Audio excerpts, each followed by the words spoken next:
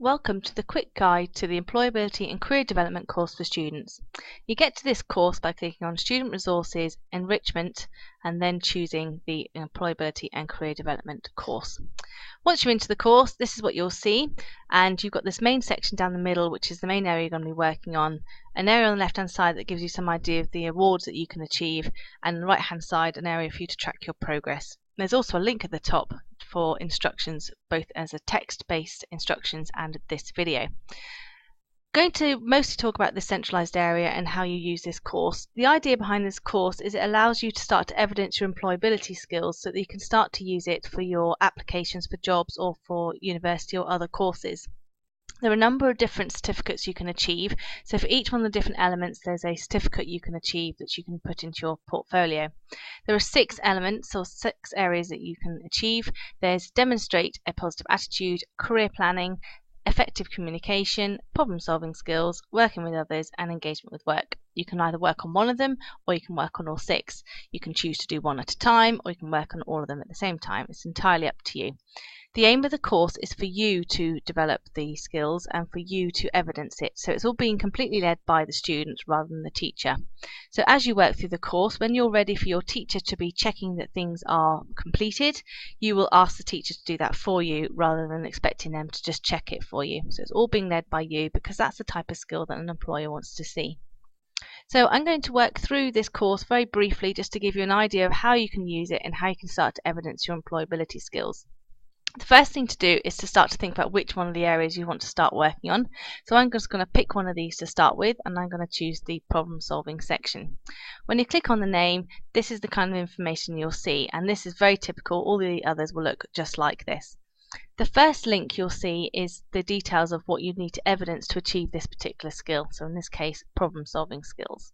So I click on that, and on the left hand side it tells you the different bits you need to achieve, and on the right hand side it gives you the kind of evidence that you need to submit in order to achieve it. First thing to do is to read through that and start to think about what things you might like to use as evidence. To go back to that main screen again, you just click on the section that you're currently working on, in this case problem solving skills, or if you did want to go back to the main screen, you'll just click on the skills for employability link. So once you've decided this is one you want to work on, you'll start to think about submitting evidence. Now there's this area here called a checklist, and that gives you the list of all the things that you need to have evidence in order to achieve this particular element. They range from 3 to 5 different pieces of evidence that you need to submit. Now when you're in this checklist, it will eventually grow to be a one full green bar. So once that gets to 100%, it means you've achieved it all, and that's when your certificate will be released for your portfolio. In this particular case, there are 3 pieces of evidence that you need to submit, and notice on the right hand side here it says student to submit. That means that you as a student need to do the work before you ask the teacher to check it for you. When you've submitted the work, a tick will appear in this right hand box. That means that you know that you've done that work. And then when the teacher's looked at it, a green tick will appear into these left hand boxes. As each one is ticked by a teacher, the green bar will grow, and when all 3 in this case are ticked, that will go to 100% and release your certificate.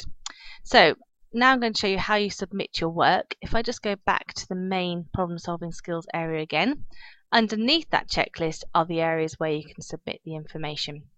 So all you need to do is click on the one you want to submit. It will give you a little bit more information about what you want to submit. You go to add or edit my submission, depending on whether it's the first or the second time you've done it, and either click on add to upload a file, or you can drag and drop the information you want into this area here, and then just click on save changes. You can keep adding things to that, and when you're ready for the teacher to be checking it, you can click on submit assignment, and that will then submit it to the teacher. Then what you need to do is go back to your problem solving skills section, or whichever section you're working on, and put a tick next to the box so that you know that you've done it. So the next time you come along, you know where you've got to. And when you've got a tick in all the boxes, you can then contact your tutor and say, can you please check this for me?